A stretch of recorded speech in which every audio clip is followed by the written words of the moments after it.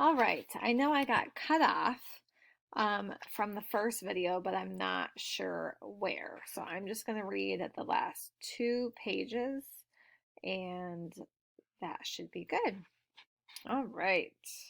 They passed the side of the house and the garage, above which Mr. Hardy had been fixing up for a spare room. Watch out, Frank called. There was a ladder leaning up against the garage, and Frank's warning came just in time to save Joe from tripping over it. Jump! Warned Joe, and Frank just missed tripping over a couple of paint cans that were lying outside, probably for the spare room. When the boys reached the woods on the edge of their backyard, they looked around figuratively and ducked in. Finally, they'd reached their destination. Frank pulled the ladder down from the treehouse with the pulley so they could climb in.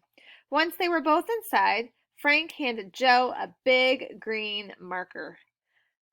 I got to do it last time, Frank said. It's your turn.